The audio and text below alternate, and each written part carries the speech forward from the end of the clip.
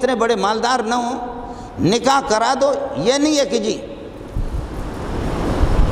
پاؤں پر اپنے کھڑے ہوں گے تو اس کو نکاح کرائیں گے۔ پاؤں پہ تو دیکھا ہے میں نے تو زندگی یہی کراچی میں گزاری، پاؤں پہ کھڑا ہوتا 50 سال میں، اس کے پاس کچھ پراپرٹی آ جاتی ہے۔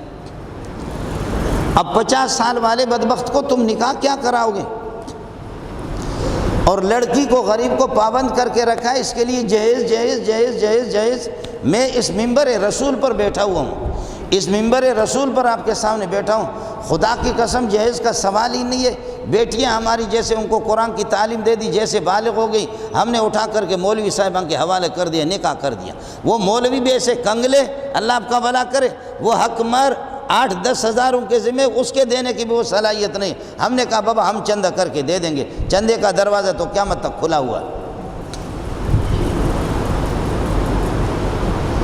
اس طرح انہوں نے، ہماری بیٹیاں لاکھوں کی تعداد میں بیٹھی ہوئی، تو آخر جب ہم بیٹوں کے نکاح نہیں کرائیں گے تو واٹس ایپ جب دیکھیں گے اور اللہ کا ٹیلی ویژن جب دیکھیں گے، رمایا وتاویا میں نے تجھ سے پیار کیا، تو پیار کیا پیار کیا پیار کیا، جب وہ پوری رات ٹیلی ویژن پیار کیا تو صبح کو تو کسی سے وہ تو تعلق تار تو ملائے گا نا، صبح کسی سے تعلق تو قائم کرے گا کہ چلو پیار کرتے ہیں۔ جو پوری رات ٹیلی ویژن پہ پیاری پر، بے غیرتوں کے پاس ٹیلی ویژن ہے، میڈیا بھی بے غیرتوں کے پاس، غیرت تو ہے ہی نہیں۔ عورتیں بے تحاشا آ جاتی ہیں کالجوں میں اور اسکولوں میں بٹھا کر کے، کہتے مولوی صاحب دل صاف ہو۔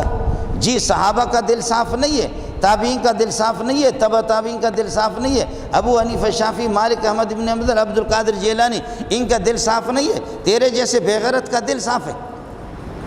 کرسی پر لڑکا لڑکی دونوں کو بٹھایا، لڑکے بھی 30 سال کے، لڑکی بھی 30 سال کے، تعلیم حاصل کر رہے، تو یہ ملک ترقی کیسے کرے گا؟ ایک ترقی کے اصول تمہارے پاس ہے، دوسرے ترقی کے اصول اللہ کے پاس ہے۔ ترقی کے اصول پیارے محمد جو بتا رہا ہے، اس سے تم ہٹ کر کے ملک کو ترقی دو گے، خدا کی قسم ہو ہی نہیں سکتا۔